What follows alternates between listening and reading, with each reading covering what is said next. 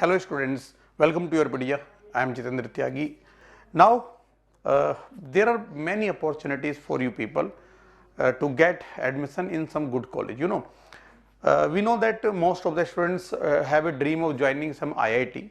Okay, obviously you should have a dream of joining IIT, but in India we have some other institutions which are not IIT, but they are providing very good placement opportunities. Specifically in certain branches they are doing really well. Okay, so they are private institutions, but they have a good history of producing good placement records in different branches, right? So in this video I am talking about one of such institutions that is also very good. Many students may be knowing about that, but there are many students who don't know that it is a very good college for getting good placements. Okay, so that is VIT Vellore. Okay, if you want to do MTech, then VIT Vellore is also a very good choice for those who did not qualify GATE examination earlier, or this year who are not qualifying GATE examination, or even those who are qualifying but they are having very less GATE score and they want to get admission in some good branch. Okay, so VIT Vellore can be a good choice for you people. Earlier I have made one video in which I discussed about IIIT Hyderabad. So IIIT Hyderabad is a really good college for placements. Similarly, VIT Vellore is also very good college in terms of placements in certain branches. Okay, so now I have important information for you people. You can see here. So VIT Vellore, this institute has a campus in Vellore in Chennai and in some other places also. The two campuses are really good. First one is Vellore campus, second one is Chennai campus. Okay, so the first choice generally students have Vellore campus, and but Chennai is also good. So they conduct every year, they conduct their own exam. This is WITME. Okay, you can see here WITME MTech admission 2024, right? So you please note down the important dates. Their application forms are open from 22nd of January, and last date to apply for MTech program is 28th of April. Okay, so please note down this in your diary. 28th April is the last date to apply in this VIT Vellore examination. Okay, and they conduct the exam. So date of the examination, okay, you can see here date of WITME 2024 CBT, computer based test, offline exam hoga. You have to go to the centers. Okay, they will allot you some centers and there CBT will be there. All right. So it will be conducted on 5th of May. Please note down this. Okay, 5 मई को इनका exam होगा MTech admissions के लिए 2024 session में, right? And then we have other dates also. So the most important last date to apply and the examination date. Other dates you can check later also. Okay, so what they do, they conduct this examination and you can opt for paper of your own branch. Okay, you know, they conduct examination in different branches. Like if you are from computer science, so you can go for computer science paper. If you are from electrical, you can go for electrical paper. Okay, then they provide you a common rank. Okay, WITME rank, and then on the basis of that rank you fill the choices and counseling process then they conduct, and then you get the college and specialization, right? This is a basic procedure. So you can see here on 15th of May WITME rank will be provided to you, and then there will be counseling. So you have to fill the choices from 15th of May to 17th of May, and then on 27th of May first round of seat allotment will be there. Okay, and then you have to pay advance fee of 1 lakh. Note down this. On 3rd of June you have to pay 1 lakh advance fee. Okay, and other dates you can check. So now come to next point. So let us discuss about the exam scheme. So exam duration is 2 hours and there are MCQs with one option correct only, and there is no negative marking in this examination, and there are total 100 MCQs, 80 technical questions and 20 English questions. Okay, so now if you join Yourpedia post GATE counseling module, okay, so योरपीडिया जब आप counselling module join करेंगे, PGC जो module launch किया गया है उसके अंदर आपको इस एग्जाम की प्रिपरेशन में भी सपोर्ट प्रोवाइड किया जाएगा। Okay, like 20 English questions are there, so ये 20 इंग्लिश के क्वेश्चंस के लिए आपको लाइव क्लासेस या रिकॉर्डेड लेक्चर्स प्रोवाइड किए जाते हैं और ये हेल्प करते हैं। अर्लियर आल्सो लास्ट ईयर और उससे सेकेंड लास्ट ईयर भी बहुत सारे बच्चे विटमी में गए हैं जो योरपीडिया की काउंसलिंग से गए हैं, ऑल इंडिया रैंक 4, 5 ये सारी रैंक लेके आए हैं। ठीक है, और इसमें इंग्लिश सेक्शन काफी इंपॉर्टेंट रोल प्ले करता है, बिकॉज उतना हम डिटेल में गेट में नहीं पढ़ते इंग्लिश को, तो योरपीडिया आपको प्रोवाइड करता है content for English preparation. And साथ में जो टेक्निकल वाला सेक्शन है उसमें जैसे मैथमेटिक्स है उसमें भी आपको सपोर्ट किया जाएगा और कुछ टेक्निकल सब्जेक्ट में भी, ठीक है, आपको सपोर्ट किया जाता है।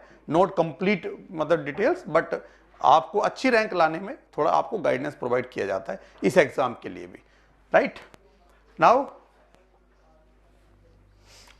Syllabus for exam you can see, so English है और जो टेक्निकल सेक्शन के अंदर इंजीनियरिंग मैथमेटिक्स के टॉपिक्स हैं वहां से क्वेश्चंस आते हैं बेसिक, और टेक्निकल अकॉर्डिंग टू ब्रांच, जो भी आपकी ब्रांच रही है उसके हिसाब से टेक्निकल सिलेबस रहता है। राइट, तो जो टेक्निकल एग्जाम है या ये पूरा जो एग्जाम है इसमें गेट के जो प्रीवियस ईयर के क्वेश्चंस हैं वो काफी हेल्प करते हैं।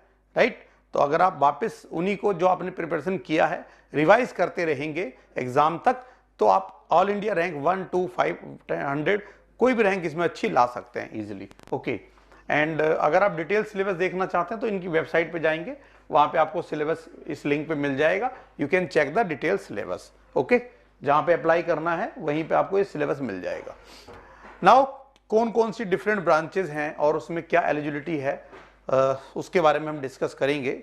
सो एमटेक प्रोग्राम 2 इयर्स का जो है उसमें मोस्ट फेवरेबल जो बहुत सारे स्टूडेंट्स का आजकल ड्रीम होता है to join artificial intelligence and data science. So MTech आप कर सकते हो artificial intelligence and data science में, and BTech in any branch, all are eligible. If you are from electrical or electronics or mechanical or civil, any branch in BTech, you are eligible for this specialization, and this specialization is providing very good placements. ठीक है ना, 25 LPA, 30 LPA, 20 LPA you may get. Many good companies visit there for campus placement and they allow these students, MTech students in these specializations. Okay, then we have computer science specialization, and then CSE AI and ML, एक branch है CSE AI and ML। सो इसके लिए क्या क्या है, किसी भी branch में आपका बीटेक हो एलिजिबल है, उसके अलावा MSc कंप्यूटर साइंस, IT और सॉफ्टवेयर इंजीनियरिंग MCA, ठीक है ना, इंटीग्रेट ये सारे एलिजिबल हैं इसमें अप्लाई करने के लिए। राइट, देन एक ब्रांच है बिग डाटा एनालिटिक्स, ठीक है, दूसरा है इंफॉर्मेशन सिक्योरिटी या साइबर सिक्योरिटी, ठीक है ना, ये भी काफी अच्छी पॉपुलर ब्रांचेस हैं आजकल और इनमें भी किसी भी ब्रांच का बच्चा जा सकता है। सो ये पूरा जो डोमेन यहाँ पे बनाया है मैंने, इसमें all branch students are eligible और सबसे बेस्ट ऑप्शन ये ब्रांचेस हैं। अगर आप स्विच करना चाहते हैं अपनी कोर ब्रांच से और IT सेक्टर में जाना चाहते हैं, डाटा साइंस में जाना चाहते हैं, मशीन लर्निंग में जाना चाहते हैं, then this option can be a good option, definitely you will get good placement. Okay, and then we have other specialisations also like IoT and sensor system. So इसमें electrical, electronics and instrumentation के students eligible हैं।